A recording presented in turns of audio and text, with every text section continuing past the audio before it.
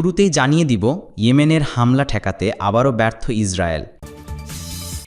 এরপর রয়েছে আবারও মুখোমুখি সিরিয়া ও ইসরায়েলের কর্মকর্তারা। ইয়েমেনের হামলা ঠেকাতে আবারও ব্যর্থ ইসরায়েল। ইয়েমেনের জ্বালায় ইসরায়েলের সরকারের ঘুম উড়ে গেছে। একের পর এক ড্রোন আর মিসাইল হামলা চালিয়ে ইসরায়েলকে অস্থির করে রেখেছে ইয়েমেনে বিদ্রোহীরা। এরই মধ্যে বিদ্রোহী গোষ্ঠী ইসরায়েলের 3টি গুরুত্বপূর্ণ স্থানে ড্রোন হামলা চালিয়েছে। এতে 5টি ড্রোন ব্যবহার করা হয়। খবর শাফাক নিউজের। বুধবার এক বিবৃতিতে ইয়েমেনের এই গোষ্ঠী জানায়, প্রথম হামলায় ইসরায়েলের অধিকৃত ইয়াফা এলাকায় 2টি ড্রোন দিয়ে একটি গুরুত্বপূর্ণ লক্ষ্যবস্তুতে আঘাত হানা হয়। দ্বিতীয় ও তৃতীয় হামলায় যথাক্রমে আসকেলন ও নেগেম অঞ্চলে ইসরায়েলি সামরিক স্থাপনাকে লক্ষ্যবস্তু করে আরও 3টি ড্রোন দিয়ে হামলা চালানো হয়। সব অভিযান সফল হয়েছে বলে বিবৃতিতে দাবি করা হয়। পাশাপাশি যতদিন পর্যন্ত গাজায় আগ্রাসন বন্ধ না হবে এবং অবরোধ না তোলা হবে ততদিন হামলা অব্যাহত থাকবে বলেও জানিয়েছে ইয়েমেনের বিদ্রোহীরা। এদিকে ইসরায়েলি সেনাবাহিনী জানিয়েছে, ইয়েমেন থেকে ছোড়া একটি ড্রোন তারা সফলভাবে ভূপাতিত করেছে।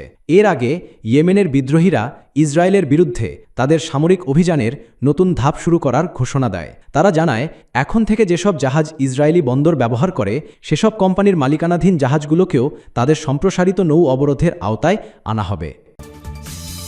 আবারও মুখোমুখি হতে যাচ্ছেন সিরিয়ার পররাষ্ট্রমন্ত্রী আসাদ আল শিবানি ও ইসরায়েলের কৌশল বিষয়ক মন্ত্রী রন ডারমার। বৃহস্পতিবার আজারবাইজানের রাজধানী বাকুতে তাদের বৈঠক অনুষ্ঠিত হবে বলে এএফপিকে জানিয়েছে কূটনৈতিক একটি সূত্র।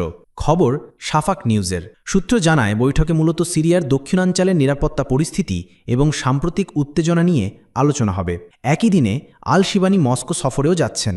এটি 2 দেশের মন্ত্রীদের মধ্যে দ্বিতীয় বৈঠক। গত সপ্তাহে প্যারিসে যুক্তরাষ্ট্রের মধ্যস্থতায় তাদের প্রথম সাক্ষাৎ হয়। সম্প্রতি দামেস্ক স্বীকার করেছে, ইসরায়েলের সঙ্গে তারা পরোক্ষ আলোচনা চালিয়ে যাচ্ছে, যার মূল লক্ষ্য 1974 সালের গোলান বাফার জোন নিয়ে স্বাক্ষরিত বিচ্ছিন্নকরণ চুক্তির পুনর্বহাল। এদিকে ইসরায়েলের পররাষ্ট্রমন্ত্রী গিদিয়ন সার সম্প্রতি ইঙ্গিত দিয়েছেন, সিরিয়ার সঙ্গে শান্তি ও স্বীকৃতি চুক্তির বিষয়ে নতুন নৈতিকগত চিন্তা করছে তেল আবিব।